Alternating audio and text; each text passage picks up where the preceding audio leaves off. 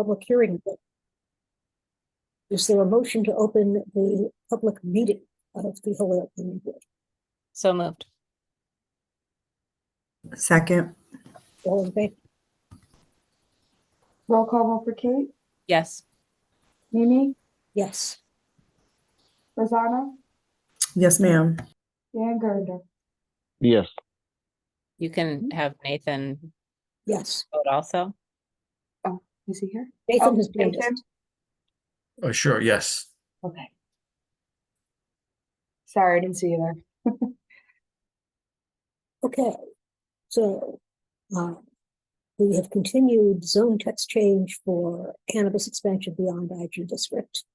We have continued floodplain overlay district. We have continued the site plan review for 209 South Street, the coffee shop. We have continued number 4, proposed self-storage facility.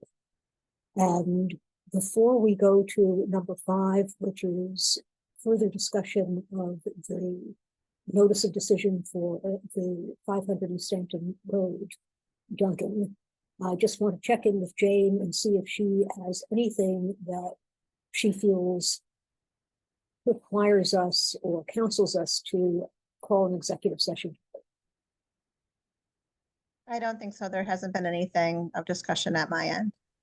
Okay, then we can move along to the latest round of going over the notice of decision, which I am still working on.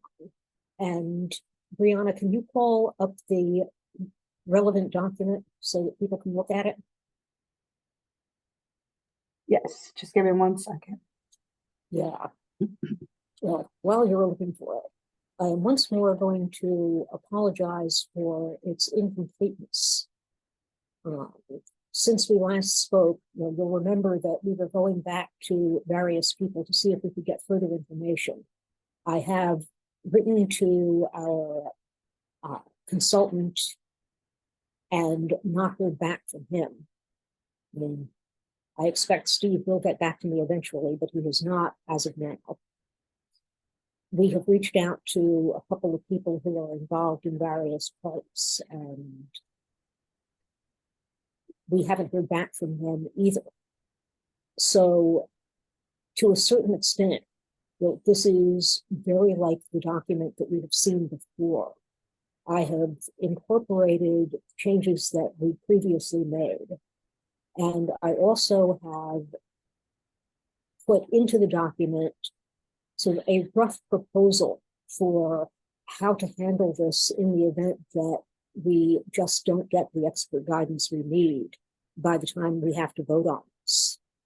And if you scroll down, I have not changed the numbering because it got too confusing.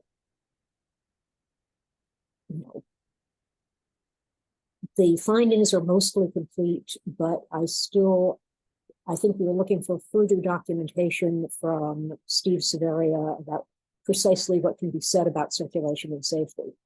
And redraft that when we get that guidance. And as for the various things that may require mitigation, which include, we don't expect there to be stacking into Route 141, but if there is stacking, what do we do? And we don't expect there to be horrible safety issues, but if there are safety issues, I thought the look back provision, I basically drafted it as tightly as possible to ensure that there is a look back and that in the absence of hard information from our traffic consultants about what metrics to use to say there have been safety incidents, basically saying now the planning board will determine whether, we'll need to choose, I think, how many, say, stacking incidents in a 6-month period or a 1-year period create a real problem. We are going to have to determine what a stacking incident is. How many cars in each direction, how much delay before they can enter the site. But I think we're going to have to talk about that and try to decide. I hope that we can get some feedback or perhaps ask Steve to be at our next meeting to talk to us. If we can't, I think we're just going to have to sit here and hash out what we mean, write it into the notice of decision, say, and I have said at one spot here is a kind of model, if there is a stacking problem, here is a sample of mitigation options that the city might require. If one of them doesn't work and it's proved not to work within, say, 3 months or 6 months, we reserve the right to impose the next one and see if that works. Among the options that I can think of are one thing that the applicant actually offered in the last round, which was just get a police officer up there at difficult times to direct traffic. That's a possibility. I think potentially a so-called road diet that might just slow traffic down. Maybe that would make things flow in a more orderly way. If it were absolutely necessary, maybe the simple thing that you occasionally see on parking garages might help, where if there is just no way that cars can get in and out and it's creating a problem, insist that the owner operator send somebody out with a sign that says, not open for business until the congestion clears. And anything else we can think of. I'm obviously not a traffic professional, and I'm grabbing anything that I can find from various chatter about problems like this. But if we can't get expert help on it, the only thing I can think of to do is just make the requirement to mitigate as tight as we can and leave open, we will work with the applicant and with traffic professionals to design mitigation if it's needed, and reserve the right to shut things down or slow things down in the event that mitigation is unsuccessful. So that's what this draft does. And, I apologize that it's late. I waited too long for comments and then I got tied up with other stuff. But that's where we are. And if people want to go through it line by line and look at what's there, I'm going to warn you now, I incorporated everything I could into the main body of the document rather than leaving it in comments at the side. I ran into a technical problem with Google Docs where I couldn't get things to actually delete. So there still is a whole section in the middle of it dealing with the proposal for deceleration lanes from the former project. None of that is relevant anymore. It's all struck through, but if anyone can figure out how to get rid of it, please be my guest. And with that, over to you guys. For me, I don't mind if I could see it. I would like to read it line for line, because safety is my major thing in this whole project at the end of the day. Yes. Everything else is extra. Safety is my major concern. So I don't mind whenever you get a chance. I would love to read it line by line. And so far it sounds good. Okay, well, one of the things about tonight, if everyone is willing to take the time, is that we lost 2 site plan reviews that we don't have to go over. So we do have a little extra time tonight. Madam Chair, Yes, please. I'd rather if you guys can circulate to the board so we can read in our own time and go through. All you guys did the hard work on it. And it's very hard because I'm still on phone. For me, it's very hard, to reading stuff like that. Yeah. So it'd be better if you guys circulate and give us some time to read about it, Yeah. and then we know what we're talking about. Then just reading line by line Yeah. is up to the rest of the board. No, that's very fair. And there's also no reason that we can't do some of both. I think, in fact, I'm sure Brianna circulated the link to this working document to everybody, and you should have access to it. But that was done late today, again, for which I apologize. But if you go to your email, you should find a link to this draft of the thing. And all of the new comments on it should be there. Oh, okay, so it automatically updates and we have access to that? Yeah. Oh, perfect, because I have the original. Yeah, I printed all that out. Oh, perfect. Thank you, Mimi. Can I ask a clarifying question, Mimi, though? Yes, please. The document that's accessible to all of us, remind me, I feel like we shouldn't be individually commenting in it because then that becomes us deliberating in real time. So we should send you our suggestions or converse with you one-on-one about our suggestions so that you can Yeah, or send them make any to changes. Brianna and have her circulate them to me.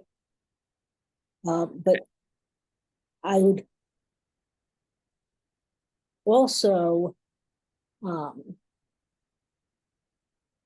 thing about that, and we need to check back with Jane again, because I don't want to create a situation where we are piggybacking and creating a deliberation, even though only two of us are talking to each other or communicating with each other at any time. Mhm. Jane, if everybody sends me their comments individually, and I continue to work on this draft, do we have an open meeting law problem? I don't think that's an open meeting law problem. I also think that it's okay for people to comment on the language. So for example, number 3, building design, right? If someone Yeah. wanted to comment on that, they could. I just wouldn't have, I would ask that they refrain from responding to someone's previous comment on that until you're in open session. So they can, so I think it's possible for like 3 people to comment on the same, section 3, for example. But just make sure that people don't respond directly. So if Mimi, you made a comment, and then Kate made a comment, and then Rosanna made a comment, I would just want it that you all 3 commenting on the actual language of building design, not responding to each other's comments. Thank you. That's clarifying. So can I, just following this one step further, if I am the principal drafter at the moment, can I take those comments and work on the document itself based on them? Or do we need to discuss them in open meeting first? I think you can make the changes to the document as long as when you get into open session, the changes are discussed as to what you did. Okay, then yes, everyone can comment on it and just make sure you're not responding to previous comments. And I will make sure that everyone has editing access and not just viewing access.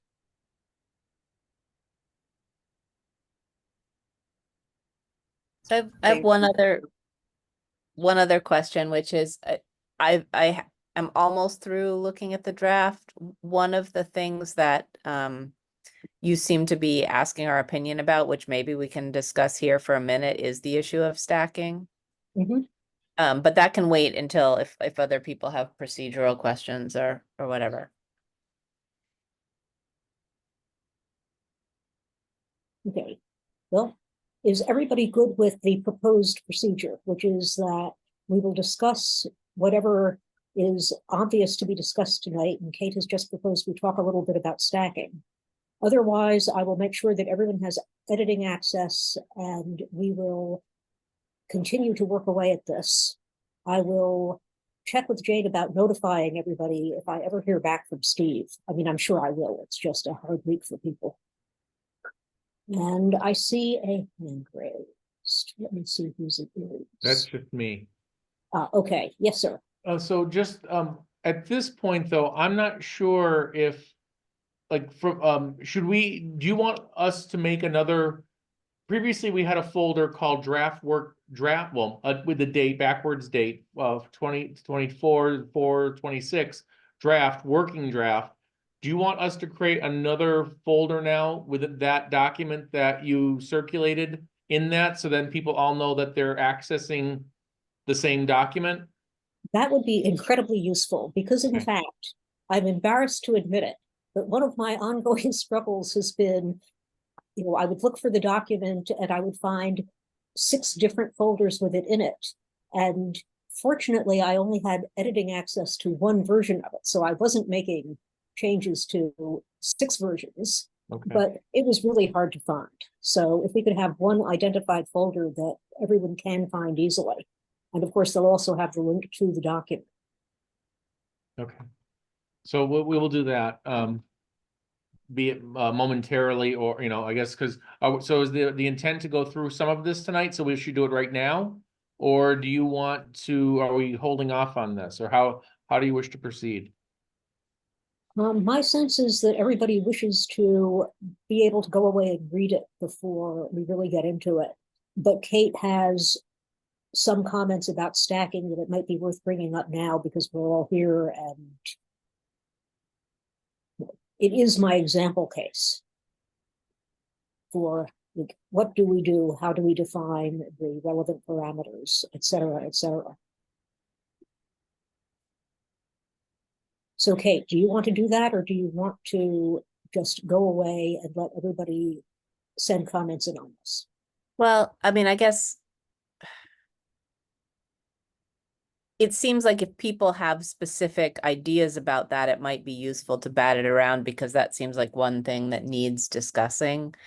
I just wanted to,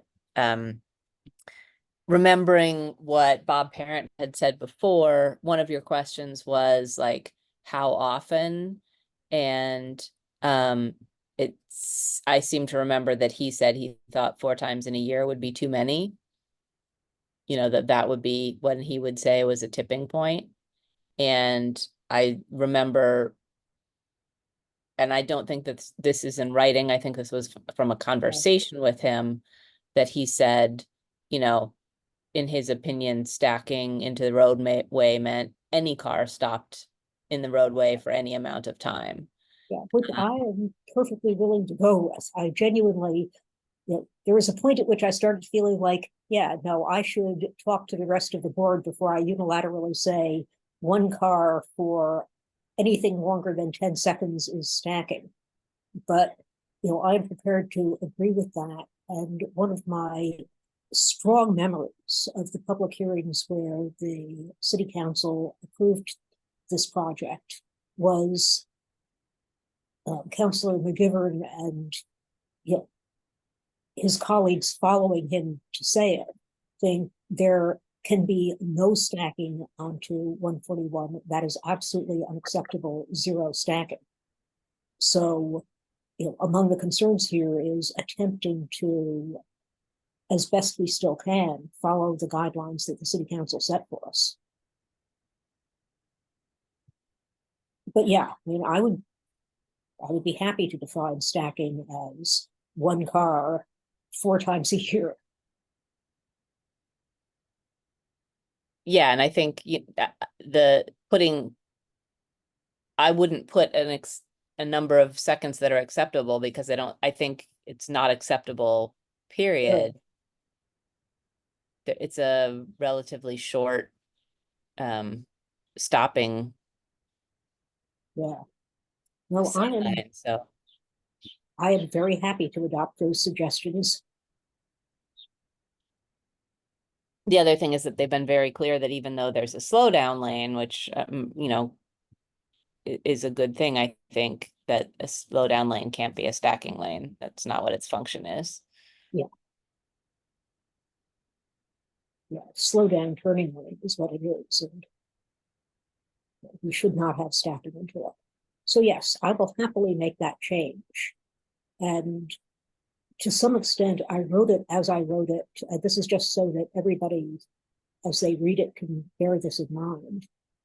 Because I'm kind of proposing that sort of approach for anything that we can't get professional help with before we have to vote on this. Like, just figure out what we think is acceptable, use that as the measurement, and go from there.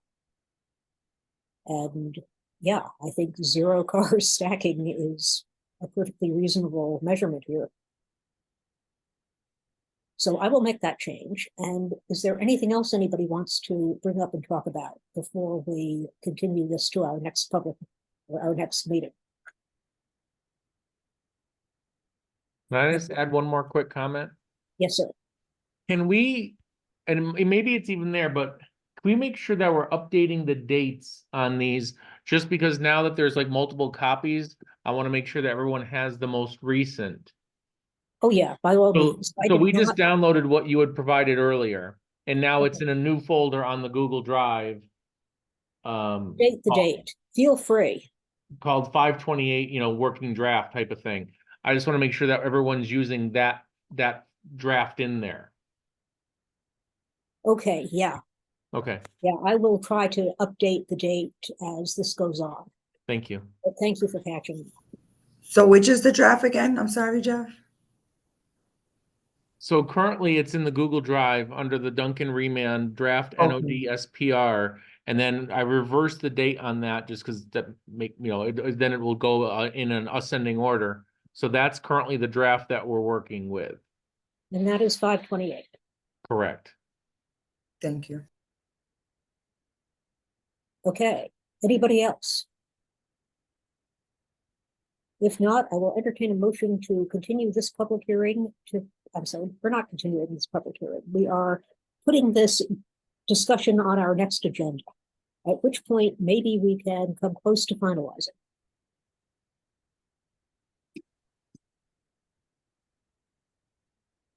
Yeah, I hope we can finalize it. Yes. Okay, so we will do that, and that brings us to planning board business.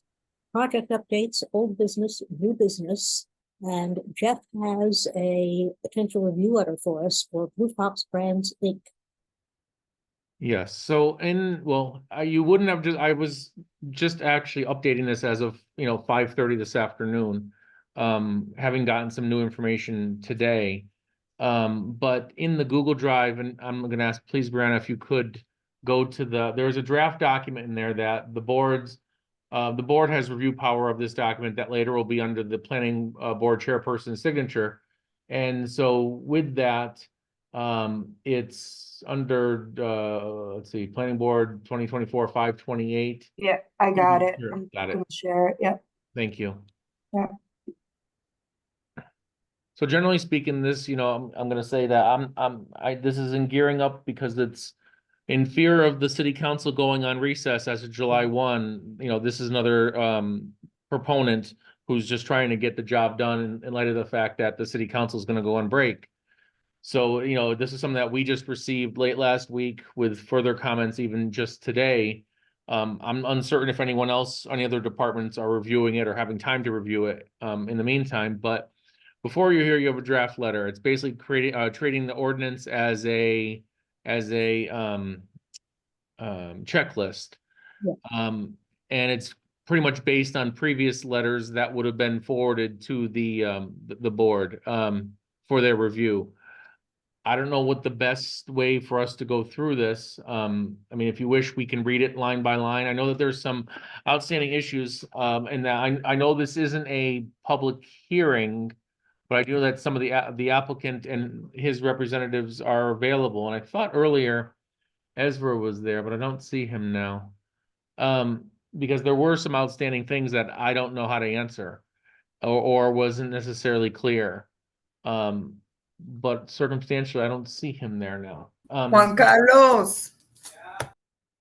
Nope. So I don't know how you wish. I mean, I don't know how you wish to go through this. I mean, I can do a quick. I'm sorry if I have to keep hearing my voice, but I can do a quick rundown of this, whether it be line by line or section by section, however you wish. I would think if you just want to go section by section and give us a rough idea. And Okay. So just there are problems. So in the past, the board has seen several projects come through and be located at 1 Cabot Street. Which is just at the, I guess you'd say, the west side of the Connecticut River, just south or just north of Cabot Street as it goes over the Cabot Street Bridge into Chicopee. So it's that building right there, 1 Cabot Street. We had a pre-application for this May 15th. The first section of 71062 ABC, those are all set. 71063A, we've got the addresses the applicant's name. The proper required licenses and whatnot will come as they come from the state, but they have yet to receive that state approval because first of all, they'd also need to have the approval of the city council for that special permit, which I believe they submit to the Cannabis Control Commission as part of their submission. So it's kind of backwards, but regardless. That happens every time. Right, exactly. So copies of the CCC should be forwarded to the city clerk's office upon receipt. A valid signed host community agreement was provided this afternoon. The applicant has submitted evidence of site control by way of a lease. The applicant has submitted a copy of a notarized statement of representatives. Under D, E, the applicant has submitted a description of activities. F, a letter from the Holyoke Police Department was not provided as part of the submission. A security plan has not been approved at the time of this review. That's, well, at least for me, if the council is willing to move forward with that, that's fine, but it's still something that under normal circumstances should be provided prior to the sign off of the council. Jeff, can you just add that to Yeah. that? Like, this should be provided before the city Okay, council signs off. I would just be as clear as possible.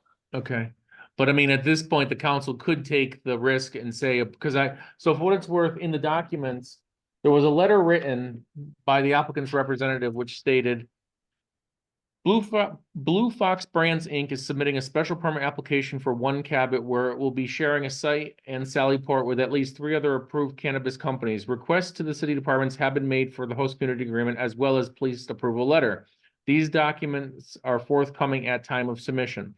The city is moving forward a model HCA, which they, like I said, we just got today. And HPD has approved security provisions numerous times for the other clients, as well as the cannabis entities at 1 Cabot.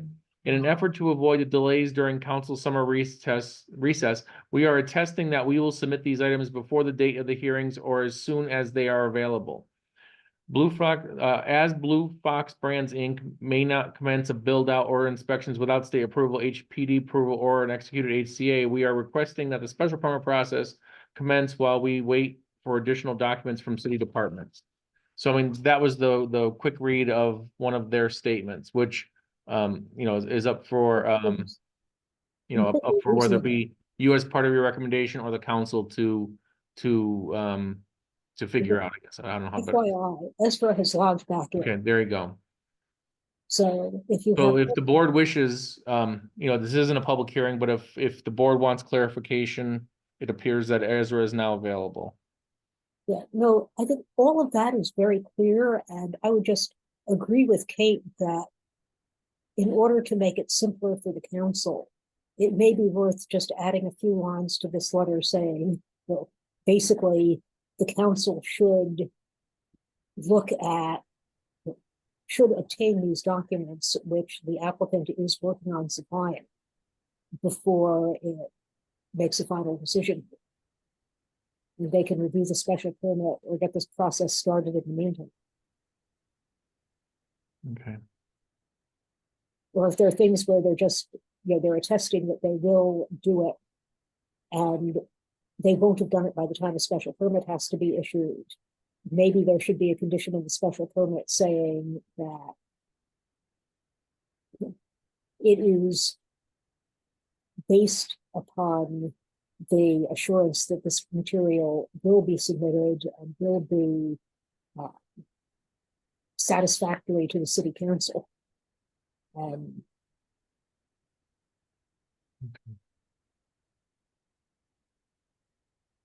very nice. So, So, yeah, this is all, I mean, I am not dictating well, but yeah.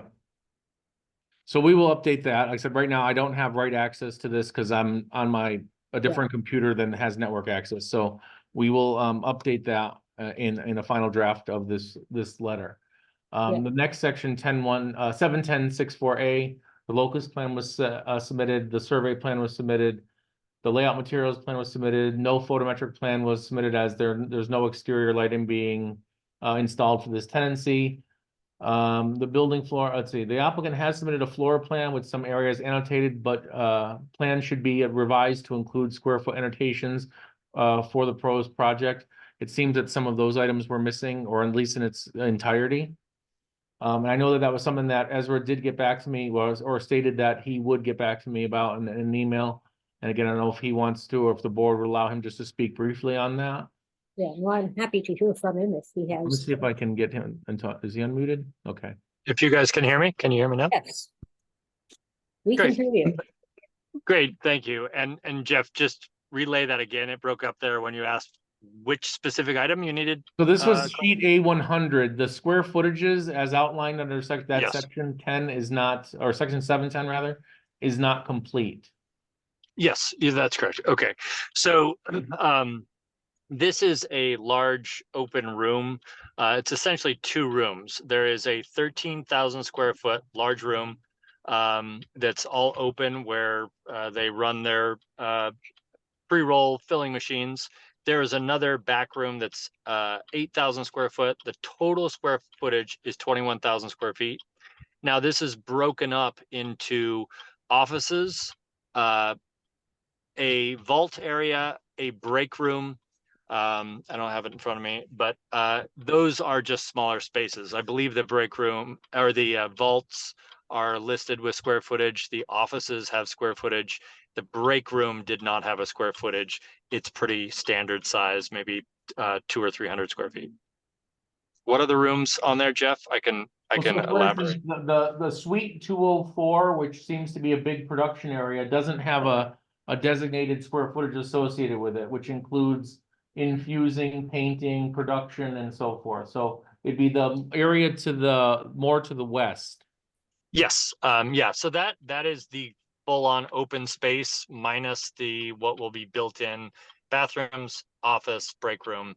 And so that total square footage of that room wide open is the what did I just say, 13,000 square foot. Yeah, because it's a total is 21,000, so 13 plus 8,000. So 13,000 minus the square footage of a break room, bathroom, and offices. I'm going to call that 2,000 square feet.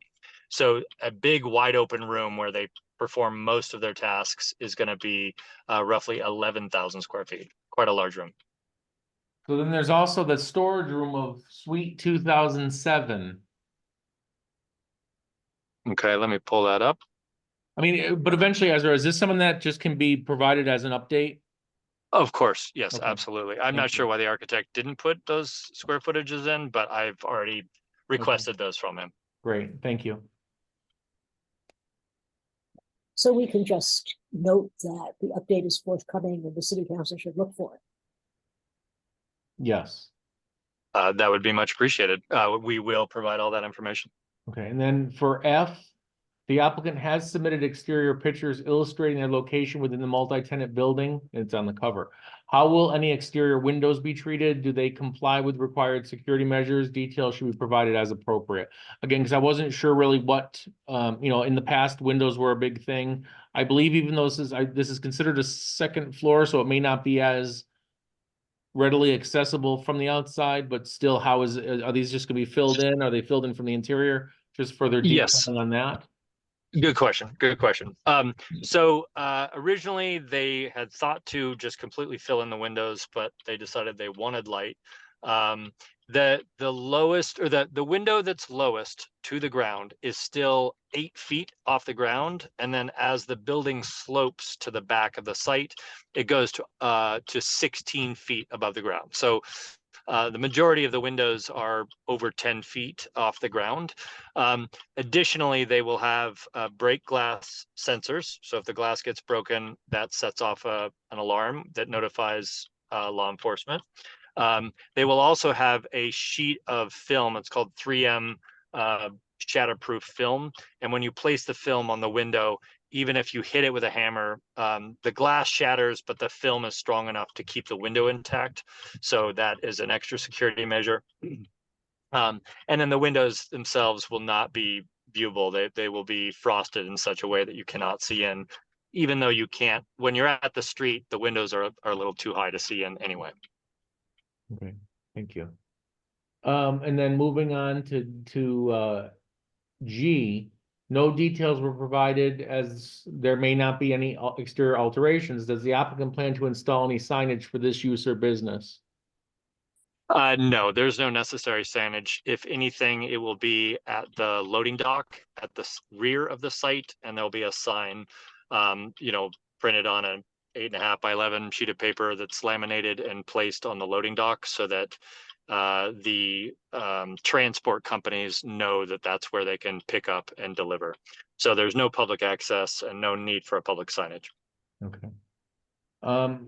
Moving on, in case there was any revisions, a revision list would be necessary. Under next section 7.10.6.5, how will odor be managed and controlled for this project?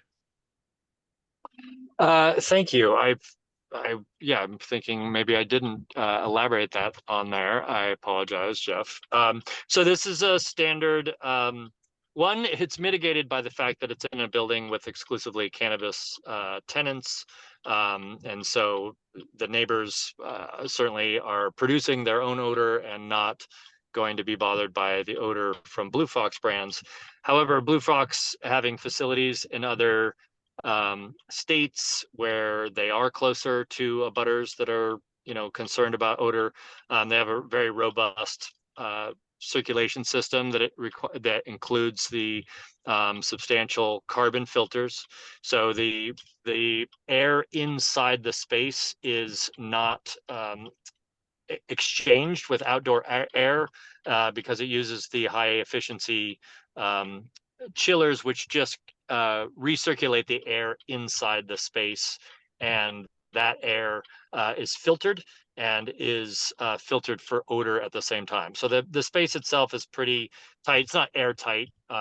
It does, some air has to get in and out, but the filtration system that includes the carbon filters will be substantial, several 100-pound filters in there. And then the air itself remains in the facility, so does not have an exit vent. And that system will be employed for this use? Yes, it will. Okay. So I'll, again, with the board's permission, whether it be this evening or I'll rewrite this in such a manner to basically state that, just for the clarifying. So when the council gets it, they will see that, that this is being managed. Yes, that would be appropriate. Thank you. Now, moving on to the next section regarding the development impact statement. One of the responses was considering that this is a newly seated ordinance committee. So actually, no, let me back up. The statement made under the 10.16 is, as several companies have passed special permit with the master plan of the One Cabot building, including with this submission, we will not elaborate on the plan.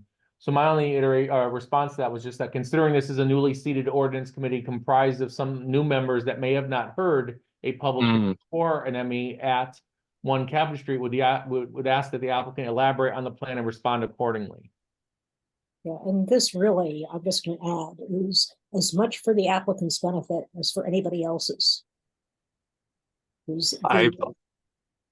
Yes, I understand that. That makes sense, and I appreciate you bringing that up, that it is a new ordinance committee. I've not presented it to this new committee. This, in order to beat the summer recess of the city council, I admittedly, was rushing this into planning board, but we will provide a full and comprehensive presentation to the ordinance committee. I would love to get them off on the right foot as far as understanding these facilities, how they work, how odor control works. So I intend to give a robust and thorough presentation to the ordinance committee. Great, thank you. Sure. And anything that the planning board needs beforehand that you may or may not use for disseminating to the ordinance committee, I'm happy to provide that as well. So again, staff will update this to a point where they'll state that a robust and thorough review will be, or presentation will be provided to the ordinance committee for their public hearing. That'd be great. And then under 10.161 narratives F, as a point of clarification, it states that there are 5 parking spaces allotted for the use, but 6 are highlighted. I just was seeking clarification of that. I'm sorry, what was the first number? 6 are 5? highlighted? No, And it's 5. 5 are noted, but 6 are highlighted. I know it's just kind of like semantics, but I just, for clarification, because you just never know. So, like I said, the graphic as shown, there's a bounding box, I think it's done in orange, around the 6 spaces. But then the notes under the development impact statement say 5. Sorry, guys, can you still hear me? We can, yes. Okay, apologies. Yeah, the parking, so I was told by the landlord later to not highlight specific spots on the site. My calculations, I knew it was 5, but I was worried it might be 6. So I highlighted 6 myself. But then when I was going through the master plan with the landlord, Tom Cusano, he walked me through the calculations, and it is actually just 1 spot per 4 employees. This is a 20 employee operation, so it's technically 5 spots required. Since I had already highlighted 6, I left it in place, but that's the discrepancy. Okay. Again, I'll clarify that in my, when I revise this letter for the board signature. All right. We never know what they'll get hung up on. I think it's safest to have it be accurate. Right. Correct. So then moving into the traffic impact statement, can the applicant clarify the use of the MassDOT tool and the graphic provided? Seems that the image location is from another part of the state, and could that impact the calculation that was provided within the narrative? Yes, the answer to the question is it absolutely impacts it, because I typed in 1 Cabot Street, Holyoke, into the MassDOT, and it brought up a different location.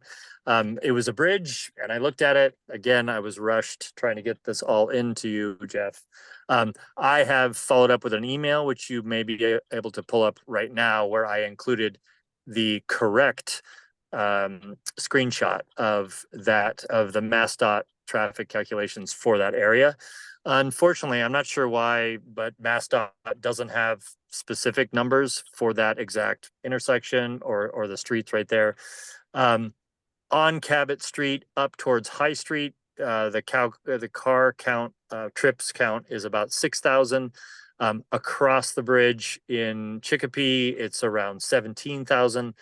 So I can't have an exact number, but I still believe that 30 trips a day in comparison to, at least, even if it's 1,000 cars, a very, very low estimate, is still less than 1% of a change in the traffic to that site with the addition of those 30 cars.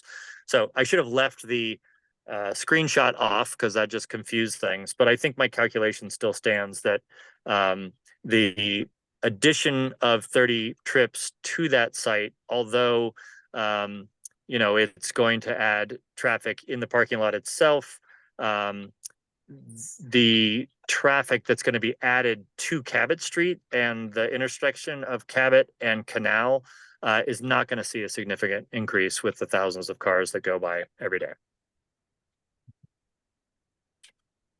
So that being said, these, again, with your responses, I will then redraft this and, for the board. Correct. Minimally the board's, the chairperson's review prior to signature, but obviously if the board has any questions regarding these responses, please feel free to offer whatever you have.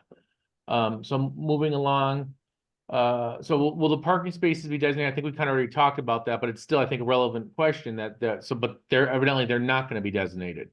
Correct. The landlord has asked me not to specify specific spots. I've been kind of OCD on this because I do have 3 other clients and know all the other tenants in the building. So and other tenants in their special permit have highlighted parking spaces. Correct. Now, because the landlord does not have a designation in terms of his master plan, his priority is making sure that the calculation for the number of spots matches the number of people in that building. So I highlighted those spots because those spots were not highlighted on any of the other special permits for that site. So this is a slight discrepancy between what tenants want to do and what the landlord wants in terms of his sites and the allocation of parking spaces. With that said, there is not going to be a sign that says this spot reserved for X company. The parking spots in the entire site are used willy-nilly. The only reserved spots at this point are the retail spots for the new retail that's going to go there, which is just a very small lot at the front of the site. So there's ample parking behind, and typically when employees come for all the tenancies, that they seem to be using whatever spots are available. And then to further the questions of F, are these, but in general, are the spaces being striped, or are they just there for presentation purposes? No, the spaces are striped. Okay. And then sheet A100 shows an employee entrance on the north side of the project, or project east rather, while the parking is illustrated to the west along the west wall of the building and access drive from Cabot Street. I guess it just, again, looking at it from like say myself as a layperson, it just didn't make sense that the employee entrance was to the almost far east, while the parking was to the far west. But there was that emergency access door and perhaps shipping door that almost seemed to make more logical sense for employees to use for their entrance and exit. So I don't know how to, it just seemed kind of awkward. How will employees navigate the site to access their cars, or how will they navigate to get to the site, to their building? It just seemed like there was a lot of extra, not that I'm opposed to walking, it just seemed like it was on the opposite ends of the building. It's a good point. I mean, I think the reason why it was designated, and I will take just that on because I myself designated it based on the calculations I was doing and looking at other special permits, that the spots that are closest to the employee entrance seem to be full and busy and frequently busy. They are also the facility vehicles that are owned and operated by some of the tenants in the facility. So that area that's closest to the employee entrance down at the east end of the site is not really employee parking. So yeah, there is a requirement to walk. It's probably 50 yards to go from the designated spot around the corner into that entrance. But you make a good point that if employees, if it's determined based on the security plan that we can have employees enter in that secondary entrance that is close to the loading dock right there, closer to the west end of the site, then we would do that as well. I'm not sure that there's any special permit requirements for how the employees flow into the building. It's more of a security issue, and so that will be something I will talk to tenants and the landlord with about developing the most appropriate flow. Sure. That's what I was just looking at from the standpoint. It just seemed different that you would be, that you'd be walking that 150 yards. But again, I'm not opposed to, people walking either. It just seemed kind of different. Okay. Yeah, no, I understood. And then, can you help me elaborate as to how pedestrians will access? Okay. As required, as requested in previous MEs, can a bike rack be added? And that's one thing I didn't see on the plans as drafted, if a bike rack was ever there. But I mean, the plans, when I would zoom into them, they were kind of pixelating a bit because they're, so is there actually a bike rack there?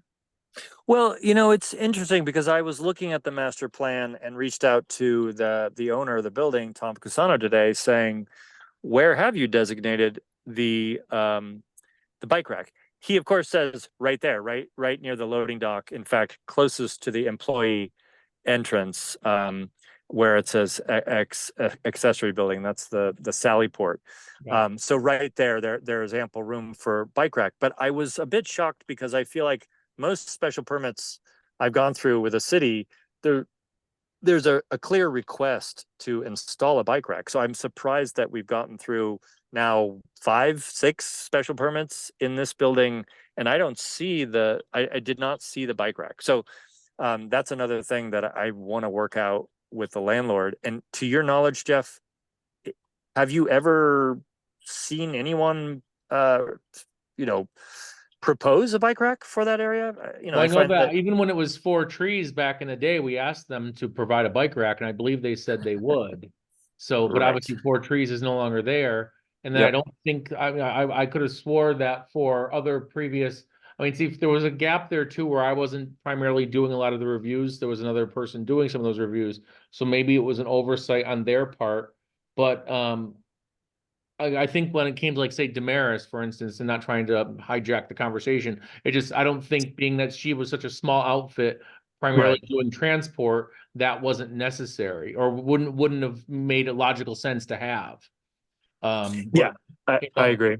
yeah, and like with Milltown, boy, I could have swore way back when that we would have required something, because they were a rather large outfit with something that was perhaps even going to grow larger. So I Correct. can't imagine not having asked for that, but it doesn't mean it didn't happen either. But now perhaps we're just more bike conscious than we were 5 years ago. Yeah, well, it's obviously slipped through the cracks, and to be honest, I there may actually be a bike rack there. When Tom, I just texted with him earlier, and he said, it goes in that area, but he could not confirm if they had installed it yet. So Okay. it may actually be there. That's another thing I'm going to follow up on and just make sure. Somebody's got to do it. Somebody's got to install a bike rack. Right. And then to further on the FG comment under 10162, I know that in your document, you had written 60 feet, but then you later corrected yourself in an email a little bit ago saying it was 600 feet. Correct. Yeah, that was way off in terms. 60 feet will not even get you across the parking lot. Right. But what I'm talking about there is, if you are in the back of the site, you can walk over there's a pedestrian bridge across the railroad tracks, and then you're you're on the sidewalk on Canal Street, which takes you to the city lot, which is what GTI uses on Canal Street. 450 feet is what it actually is, substantially longer than 600, but I believe it's still, it's roughly a 5-minute walk. So I'll put that as distance, as far as if people do end up parking in the city lot there, they will have a 5-minute walk back to the site. But once they cross onto the rail property, which I know obviously, these days is DOT, is there actually a safe passage off of Main Street onto the rail property to get to the site? Off of Canal Street, you mean? Yeah, because like when I see Canal Street and where you drew your white line in that email where it's going, like, well, I'll say up and down. Up down doesn't make sense, because they're where the 45295 is next to, is there actually a path there that is passable? It is. Now I want to relook at my what I sent to you, but so when I'm at the site, I can very clearly walk across the foot area, across the railroad tracks, and get to the sidewalk, and then the sidewalk brings you to that site quite easily. I should verify that with photographs. I'm happy to follow that up. I'm a little tentative to share even access. I mean, obviously employees or tenants can have access to that site because it's a city lot, but I didn't actually know the rules on crossing over that railroad track in terms of pedestrians. You say that's MassDOT, so I don't know if that's accessible or not. I've been told by Tom Casano that that's easily accessible, but I'm not sure if he knows the actual regulations for walking over it. I said, I'm not, again, I'm not opposed, I thought earlier you mentioned either sidewalk or footbridge. And that was my concern, just that when I see that, all I see is the mast arm on the, we'll call it southwesterly side of the tracks, and I just didn't know if there should be a promotion of people and, not, presumably you're never gonna have to worry about overflow, but in the event you did, I'm not sure if sending them onto a railroad track property or a Mass dot property may not be the best option. Solution for that. Yeah, absolutely. And Jeff, I feel like I ask this frequently, but I've encountered so many buildings in Holyoke that have 0 on-site parking. So it all comes down to sort of street parking. Yeah. And I never know the response of like, well, you can't stop a business just because they don't have on-site parking or don't have enough on-site parking, but I'm never quite sure what the resolution is. I do know that the one Excuse cabinet me, I'm sorry it- to break in on this, Yeah. but I have one member with his hand raised. And I also wonder whether this discussion, which has gotten much more elaborate than anticipated, is something that you and Jeff could complete outside of this meeting. And I assume the outcome is going to be that the letter will be revised, and at some point, we will go over it. But it sounds as though you can work this out without my asking the rest of the board to sit through this discussion. Exactly. Thank you. I'm sorry. Oh, no, Can I just also just quickly add though, at But this before- point, I know that they're planned to be on an agenda, or they're scheduled to be on, I believe it was June 5th before ordinance. Is that correct? Correct. So with the board's permission and based on what we've all heard, if staff drafts something and if the chairperson can then come review it or we can forward it to you, Mimi, and then if you could come in and sign it, just because I don't think there's gonna be another opportunity for a review in a time frame that's gonna meet the city council's Yeah. No, that May was schedule. kind of what I was going to propose when I broke in here. Thank you. I also had seen Nathan's hand, and I think he may be wondering whether he can safely leave the meeting now. But Yes. I will let him speak for himself. Thank you. Yeah, I mean, this is really my last day, and I didn't see a reason to stay. And yeah, something just seemed a little bit offhand for that discussion to be going on with the board just sitting back. So I'm I just think- gonna I'm gonna at this point step out. So I wanna thank everyone for allowing me to be on the board for the past 2 years. But Well, thank you for being here. yeah. We're going to miss you. Yes, thank you very much, and I wish everyone the best. Thank you for all your dedication and service. Likewise. Thank you, Nathan. Thank you. But yes, you are free. You need not sit through the rest of this.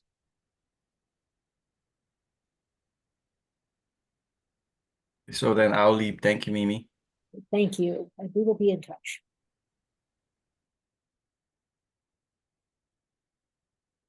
But yeah, back to this letter, I think that's entirely appropriate. I don't think that this is a useless discussion. I just think that it is one that you can reasonably have without the rest of us. And I will come in and go over whatever you come up with, and we'll get this out. Thank you. Thank you. Thank you.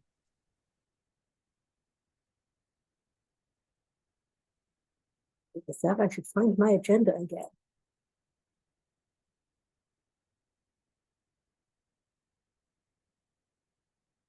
Okay, so we have taken care of Blue Fox Brands, Inc. And Jeff, above and beyond the call of duty. I can't believe how close you were to having this done, given the constraints on your time. But we're now down to, I think, unless there's anything else under project updates, old business, new business.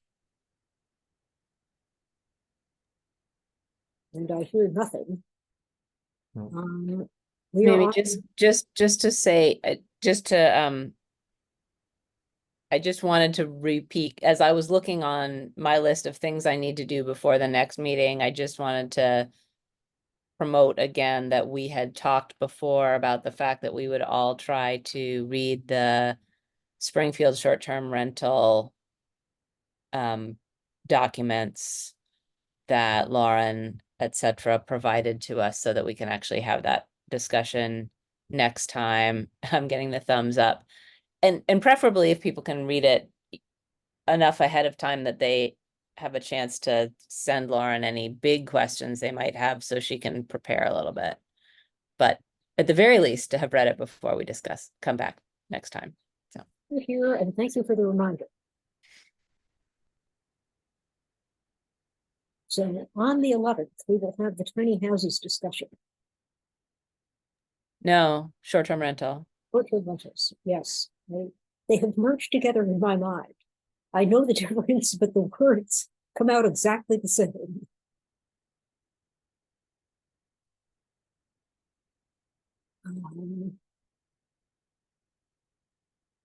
So we have that. We have the continuing NOG discussion. We have Northampton Street, maybe. Is that correct? Right, we will, at this point, I think they've had my comments for that project for at least, if not 4 weeks, 6 to 8. They've had them for quite some time, and I've heard nothing back on that. But right, so we've got the Northampton Street, formerly known as Riverdance project, coming up on June 11th as well.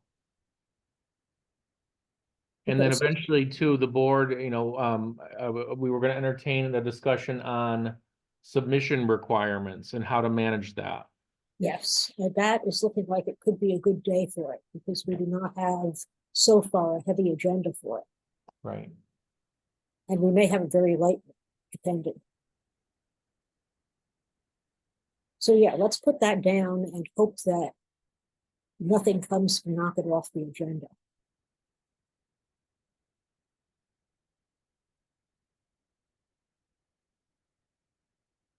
Yeah, submission requirements just seem like it might have, we have like 3 projects right now that we just keep continuing and continuing and continuing. And if we had held a firmer line, or Yes, if we had empowered staff to hold a firmer line, let me rephrase that, then yeah. we then might we actually not- have projects in front of us that we could move more quickly on. Yeah, and we would not have this continuing uncertainty where we prepare for discussions that then we don't have because we don't have materials.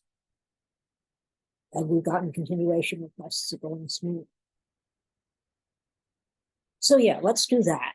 June 25th, Jeff is not with us, but we do want to at least talk about the updated marijuana ordinances. And we may want to have further discussions about short-term rentals, depending on where we are after the 11th.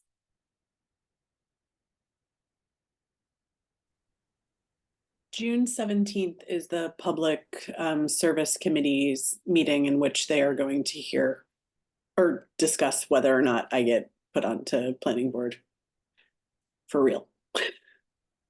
An important date, and I'm putting it in my calendar.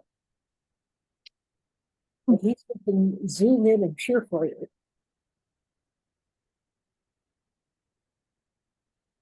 Procedurally, can I ask a question then? If there's any chance that we are gonna vote on the Duncan notice of decision on the 11th, then we probably want to ask Nathan to just zoom in long enough to vote.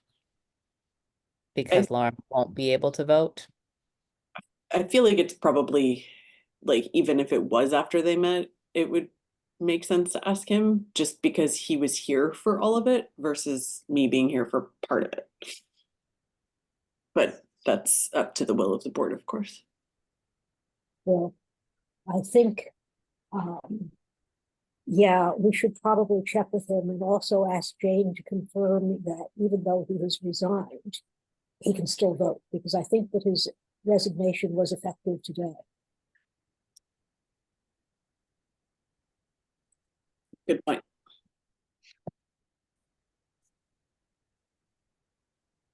If not, it might mean we have to wait until, well, we've got to vote on this in June.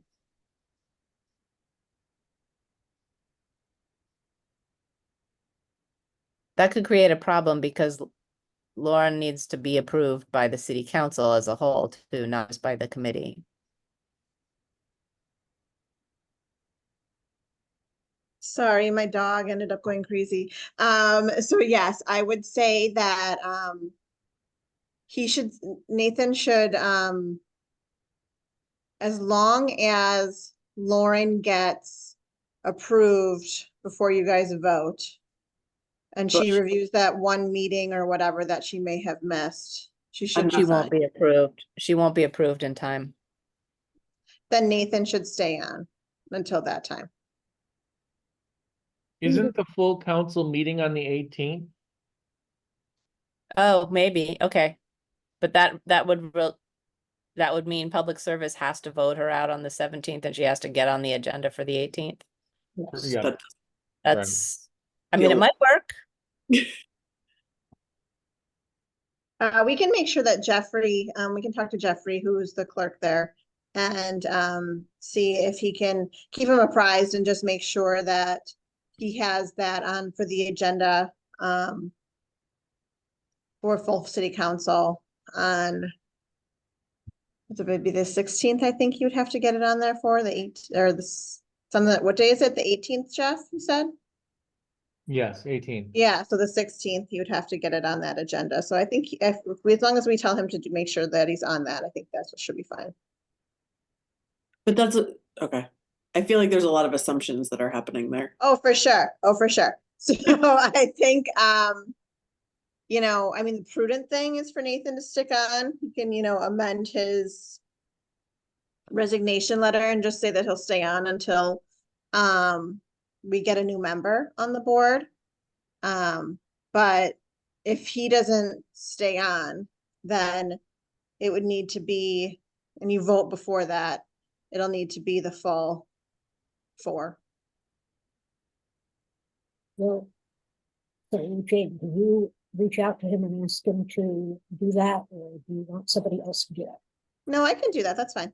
Okay, great. If he's willing, that solves the problem, and we should do what we can to make sure Lloyd gets approved anyway.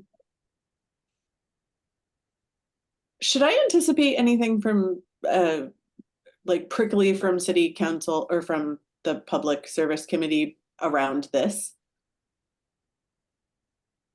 I would hope not. None of it's your fault. No, but I mean, I could imagine, like, I was asked a lot of questions about how I would vote on things when I was originally put on this and when I was put on the local historic district commission. Like, I was given a lot of hypotheticals in that interview experience. Yeah. Man, they did not do that to me on any of the occasions that Yeah. they might have.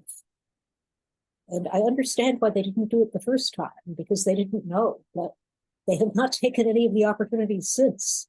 Well, I was a completely unknown commodity at that point, so perhaps that's why. Who's on public service? I don't remember now. Well, I should look it up. Oh, like who's on it now? Yeah. Good question. I don't mean to take up everybody's time with this. I was just a little curious. No, Anybody had thoughts? so I would just do what every nominee for a judicial position does and say it's a hypothetical, and you would really need to study everything about it to form an opinion. Oh, do exactly what I did last time. Yeah. Yeah. Oh, it's true. It is. You can't ask me to. You can't anticipate what the circumstances would be.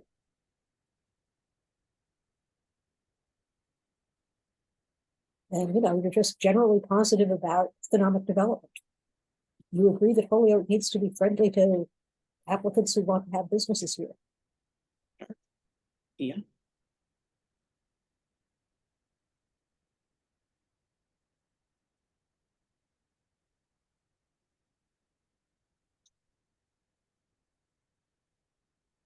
See if I can find it. I mean, not that it matters. It is what it is. Yeah, I'm looking for it and it's not under. It should be under city council.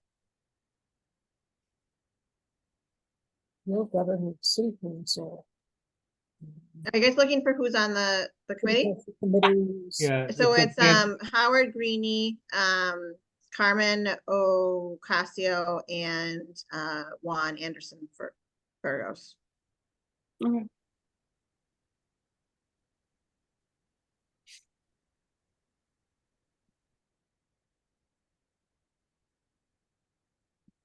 Yeah, well, I think Ron will make sure that it doesn't get completely out of control. I'm sure it will be fine.